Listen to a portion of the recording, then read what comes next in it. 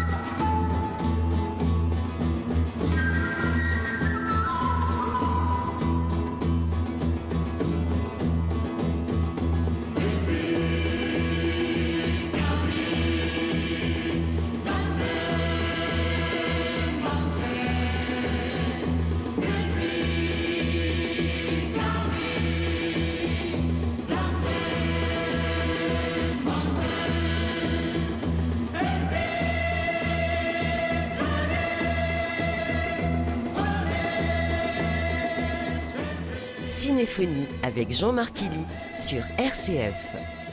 Alors franchement, on pourrait croire que ça a été composé pour Kill Bill 1, parce qu'il y a beaucoup de sang. Le titre original de ce film, en tout cas son titre anglais, c'était, je le traduis en français, Les chevauchées mortelles d'un cheval. Alors en français, ça a été traduit par La mort était au rendez-vous. Enfin, ce qui est sûr, c'est que c'est quand même assez sanglant. Voilà la seule utilisation répertoriée de Morricone dans Kill Bill Volume 1, à savoir que, par ailleurs, ça serait peut-être l'objet d'une autre émission, d'autres emprunts à d'autres films italiens principalement, mais pas que, vont être faits aussi, des emprunts, des utilisations vont être faites dans le film Kill Bill 1. Alors, on peut passer assez rapidement en 2004 à Kill Bill Volume 2, qui en fait avait été conçu comme un seul grand film de 4 heures et qui finalement a été coupé en deux, donc avec les mêmes acteurs, les mêmes ingrédients. C'est la suite de la vengeance de cette jeune mariée qui est victime d'un attentat le jour de son mariage et qui va chercher ensuite à se venger de tous ceux qu'elle soupçonne d'avoir été à l'origine de ce complot. Alors, dans Kill Bill Volume 2, Morricone va être sollicité pour au moins 4 ou 5 reprises. Il y a le bon, la brute et le truand. C'est un peu plus courant pour une poignée de dollars, mais il n'utilise pas forcément les thèmes qui sont les plus connus du grand public. Et il va aussi utiliser d'autres westerns des années 60 comme Navajo Joe.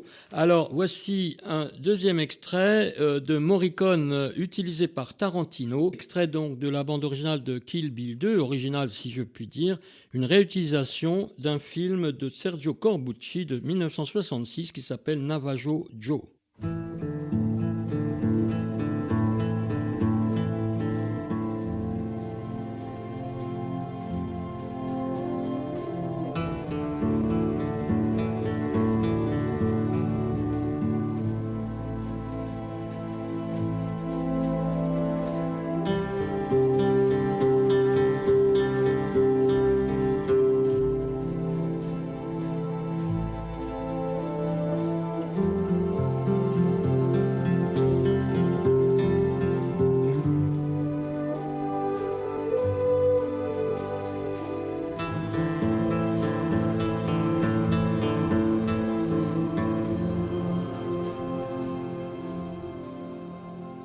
Un autre extrait de ce même film, Navajo Joe, utilisé dans Kill Bill Volume 2.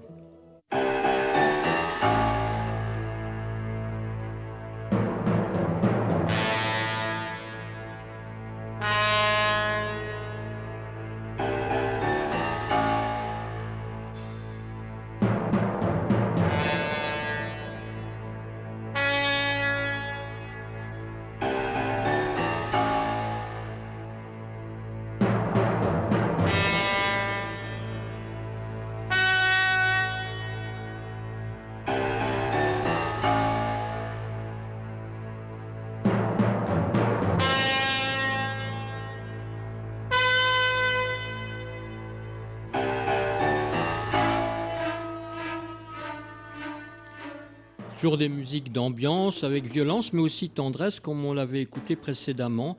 Voici un autre film des années 60, Le Mercenaire, dont Tarantino va utiliser la musique.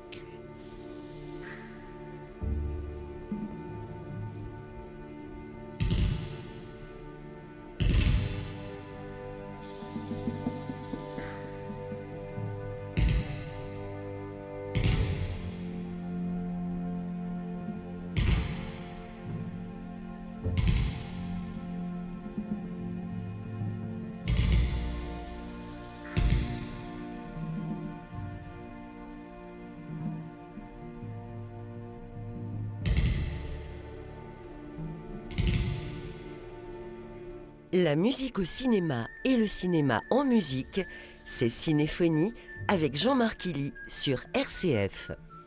Alors la musique de Morricone, toujours semblable, identique, avec des points communs, quel que soit son caractère, est toujours si différente et si attachante. On complétera Kill Bill volume 2, donc avec quand même deux films peut-être un petit peu plus connus, donc Le Bon, la Brute et Le Truand. Voici ce thème qu'il utilise, qui n'est pas forcément, comme je le disais tout à l'heure, le plus connu.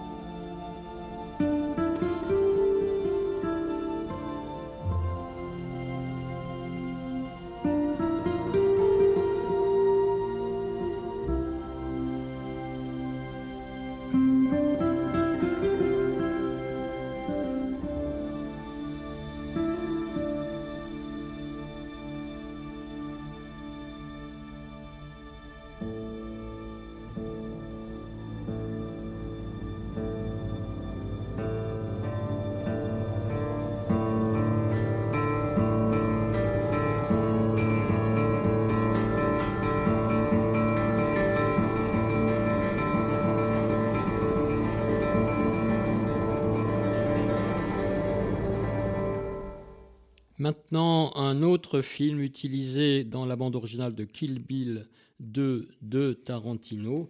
Il s'agit de Pour une poignée de dollars. C'est presque le thème musical fondateur du western italien.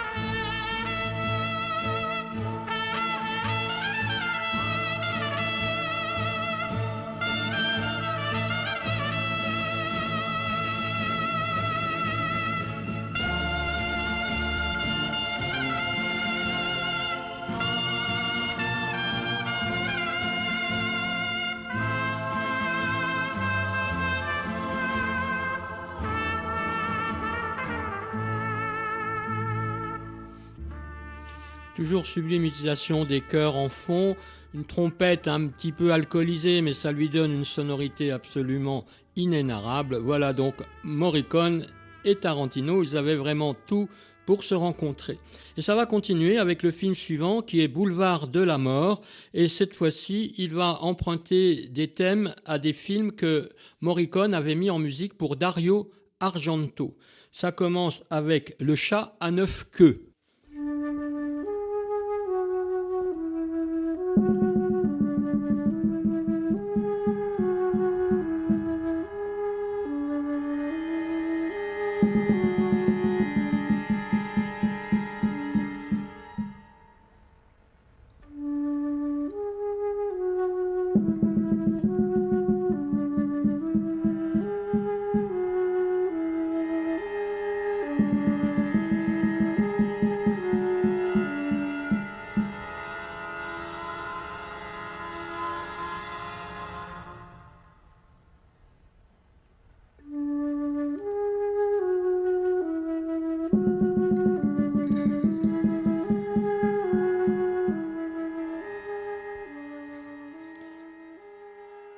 toujours semblable, toujours différent. Ici, la flûte est mise en avant et cette répétition, ce côté incantatoire de cette musique colle évidemment très bien au sujet des films, cette course-poursuite tout à fait étonnante qui était un hommage justement au film de la Blaxploitation, comme l'avait dit Tarantino. Un autre film de Dario Argento est appelé à la rescousse, c'est L'oiseau au plumage de cristal.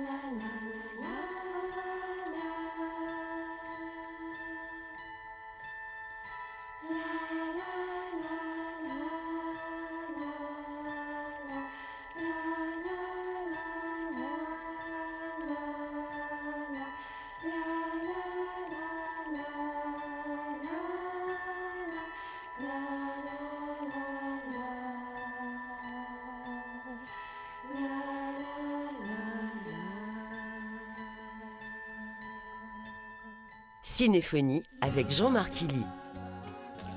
Le 7e film de Tarantino s'appelle Inglourious Basterds, avec volontairement une faute d'orthographe.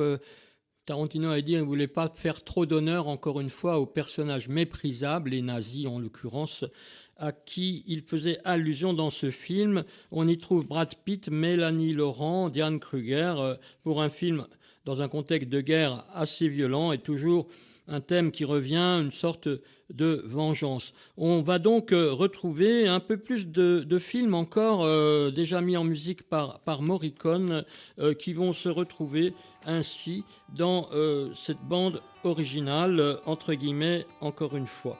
Voici un extrait de La poursuite implacable.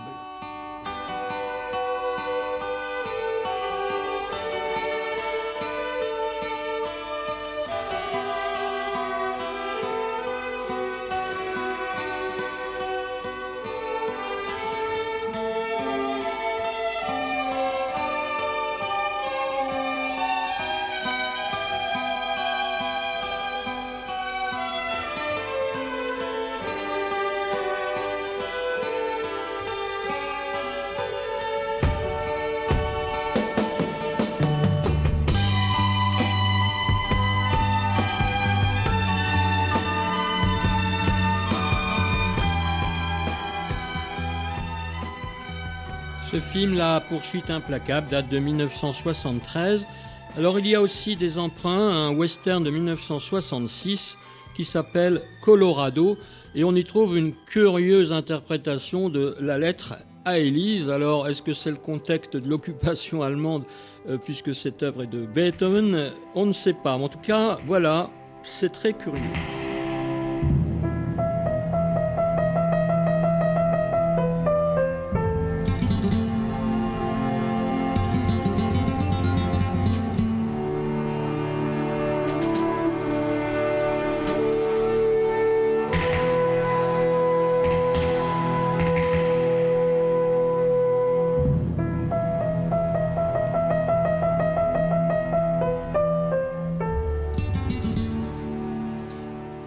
Voici un autre thème de ce même film, Colorado. Alors c'est le titre en français.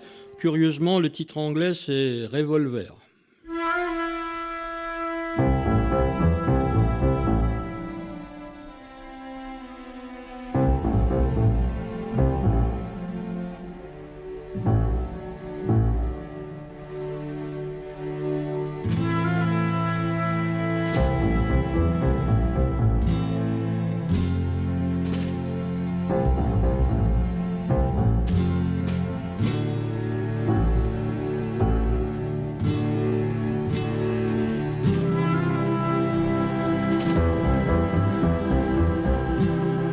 Cinéphonie sur RCF.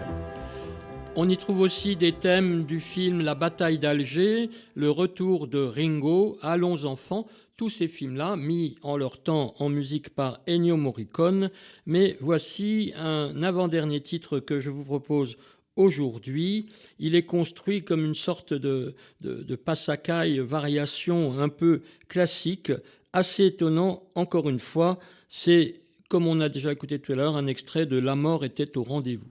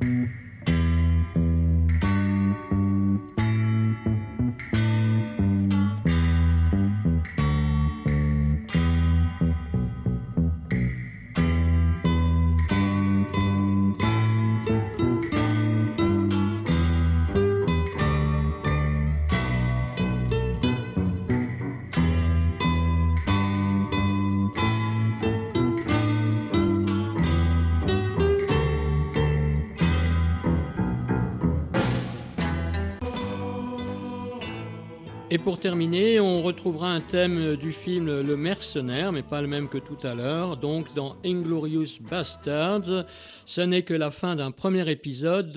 Morricone et Tarantino, le meilleur reste à venir avec Django Unchained et les 8 salopards.